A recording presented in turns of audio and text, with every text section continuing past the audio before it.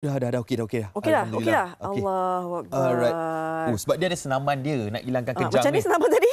Macam gini. Oh, macam tu? Macam gitu je. Okey. Banyak hal lah Haziq ni, sebulan tak ada, tiba-tiba datang balik. Kejang pula tiba-tiba datang. Kejang pula. Okey, kita nak bicara berkenaan dengan kekejangan otot, Betul. punca penyakit kronik. Adakah betul? Adakah betul statement itu sebab orang kata masalah kesihatan ni adalah punca kepada masalah kesihatan yang lebih teruk dan selalunya dikaitkan dengan aktiviti-aktiviti sukan. Kadang-kadang kita tengah bersukan, rasa kejang dekat bahagian-bahagian belakang peha ni. Itu biasa kan? Kita kalau bahagian tidur, tengah tidur pun tiba-tiba kejang. Tak beraktiviti pun tiba-tiba kejang. Okay. Kita bicarakan berkenaan dengan topik ini bersama dengan Dr. Muhammad Hasnul Helmi Zulkifli, merupakan pakar perubatan dalaman Jabatan Perubatan Hospital Tengku Ampuan Rahimah Kelang Majlis Bandaraya di Raja Kelang. Wah, gitu. Assalamualaikum doktor. Waalaikumsalam. Selamat pagi. Selamat pagi. Apa khabar Haziq, Fariha? Baik, alhamdulillah. Alhamdulillah. Doktor tak ada kejang Tak ada. Okay. Datang tadi semua memang dah orang kata warm up. Yes, dah ada regangan. Senaman regangan. Dan regangan itu adalah something yang penting. Satu yang penting untuk kita lakukan sebelum bersukan untuk elakkan kekejangan. Betul. Senaman regangan pada sebelum dan selepas senaman yang kita akan cool down. Betul. Okey, apa sebenarnya yang kita boleh berikan satu gambaran jelas berkenaan kekejangan otot itu? So, kekejangan ototnya secara definisinya ialah pengecutan otot secara tiba-tiba yang menyebabkan ketidakselesaan dan kesakitan kepada pesakit atau orang yang mengalami dia. Dia boleh berlaku secara tiba-tiba. Tetapi kadang-kadang kita dapat kekejangan otot ini boleh disalah tafsir sebagai sendi kaku atau sendi keras atau kebas. Atau kita panggil numbness lah, atau kurang deria rasa. Okey, semut-semut tu. Adakah semut-semut itu juga dikategorikan sebagai kekejangan? Semut ialah kita kategorikan sebagai numbness atau kurang kebas atau kurang deria rasa. Okay. Dia lebih kepada berkaitan dengan saraf lah, periferi. Maksudnya kalau kejang ni hanya membaikkan otot ya? Kejang ni lebih kepada memang melibatkan otot dan kaku sendi ialah melibatkan sendi-sendi atau kita panggil stiffness lah, joint stiffness. Ya, bahagian-bahagian sendi inilah kan. Betul, sendi-sendi kecil di tangan, sendi kecil di wrist dan sendi-sendi kecil di kaki. Di ankle. Okey, kalau kekejangan ni kita biasa kaitkan dengan aktiviti bersukan kan. Mungkin boleh perjelaskan bagaimana sebenarnya bila kita bersukan walaupun dah buat regangan, kadang-kadang kejang juga ototnya. Apa menyebabkan? Tetap terjadi juga, ya betul. So, depend kepada kita punya aktiviti senaman itu sendiri. Sebelum senaman, kita ada aktiviti regangan lah, regangan yang secukupnya dan selepas senaman itu ada aktiviti regangan. Tetapi jikalau senaman itu dilakukan secara agresif, berlebihan, dia akan menyebabkan muscle fatigue. Kita panggil dan muscle fatigue ini because kehidrasi kurang air, kehilangan garam dalam badan menyebabkan muscle fatigue dan akan menyebabkan kekejangan. Daripada segi senaman juga, dia ada beberapa fasa dalam senaman itu. Pertama dia ialah fasa regangan, kita panggil stretching. Fasa kedua ialah cardio lah, apa yang kita buat untuk increasekan kita punya heart rate, cardiovascular exercise. Dan yang ketiga ialah flexibility. So kalau kita exercise tu kita akan move all the joint around. Small joint, large joint. So, mesti ada tiga komponen dalam senaman itu sendiri. Dia kena ada step by step lah. Dia tak boleh terus lompat tu. Betul, dia tak boleh terus melompat, terus angkat berat tiba-tiba. Okey, tapi doktor, adakah betul masalah kejang ni boleh menjadi punca kepada masalah kesihatan yang lebih teruk bila kita selalu kena kekejangan? Okey, soalan ni dia ya atau tidak? Dia lebih kurang bukan definitive answer lah kita bagi tahu. Kejang ini mungkin tanda depend on apa punca kekejangan itu sendiri. Kadang-kadang ada certain pesakit yang ada kekejangan di bahagian mulut atau perioral, di hujung tip of the finger, hujung jari, mungkin sebagai tanda kekurangan yang serius zat kalsium atau kita panggil severe hypokalsemia.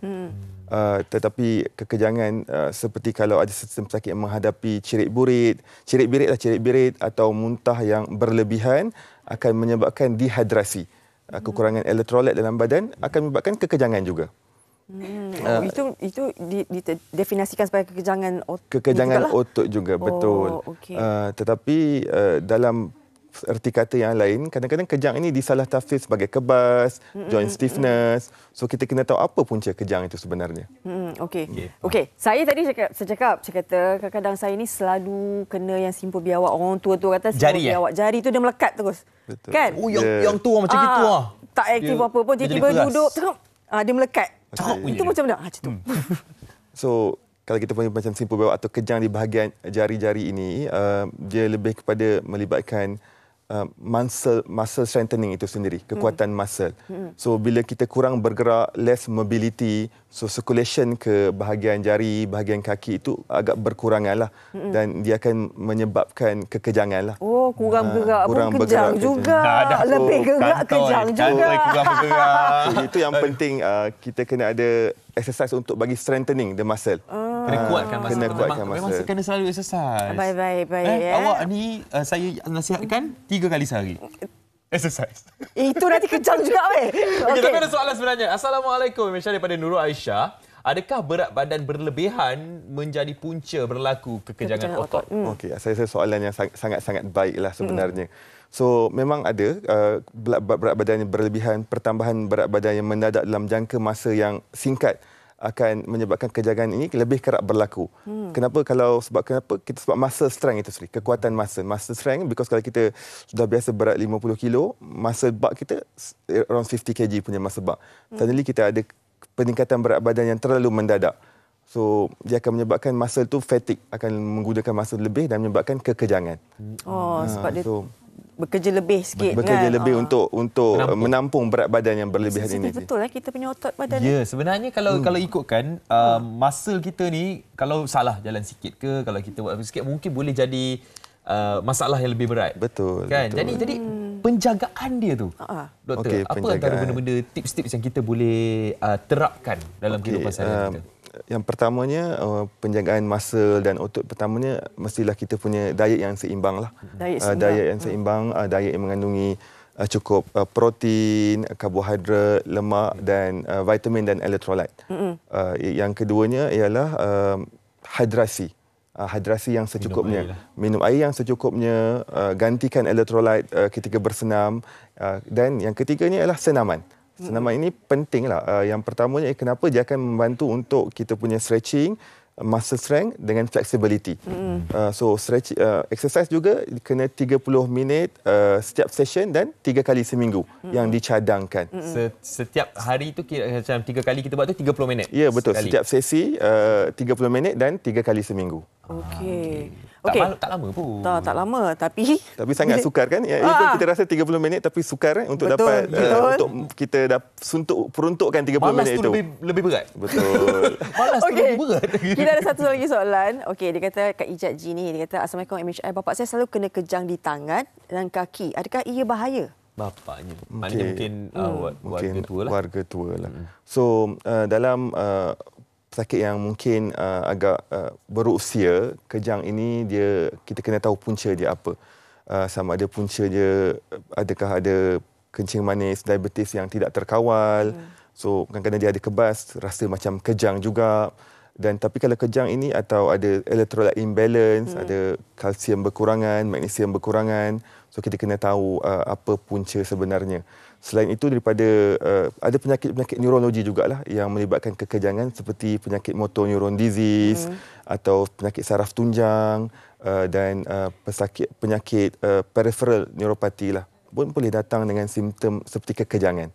So kalau kejang ini datang dengan sangat frequent, sangat selalu dan kekerapan dan dia semakin panjang, dan saya harap boleh bawa orang ayah atau pesakit ini menjumpa dengan pakar perubatan atau doktor perubatan yang bertauliah. Ya, ada satu lagi soalan ni, doktor.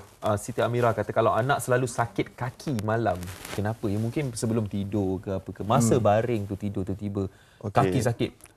Dia kekejangan, dia biasanya kejangan dia jadi waktu malam lah. Because waktu malam tu dia less mobility. Kita tak bergerak menggunakan muscle. So bila tidak bergerak menggunakan muscle, dia circulation di area itu akan agak berkurangan. So that's why kita kata increase mobility, increase kekuatan strength akan membantu mengelakkanlah kekejangan ini. Ya, okey. Ramai juga yang tanyakan soalan ni, doktor. Terutamanya adakah kekejangan otot ini ada kait-mengait yang sangat dekat dengan pesakit-pesakit diabetes? So untuk pesakit diabetes, kekejangan ini kadang-kadang saya rasa disalah tafsir sebagai kebas atau peripheral neuropati lah.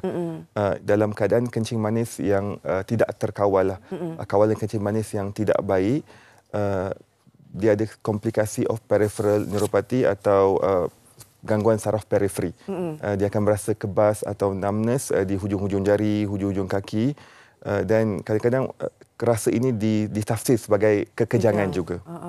Tapi sebenarnya bukan lebih kepada kekebasan, kebas atau numbness. Ya, amalan gaya hidup sihat. Itulah sebenarnya conclusionnya. Kan? Betul. Amalkan gaya hidup sihat, pemakanan kena jaga. Pemakanan. Kena exercise. Minum air banyak. Ya, hidrasi kena baik. Hidrasi kena baik.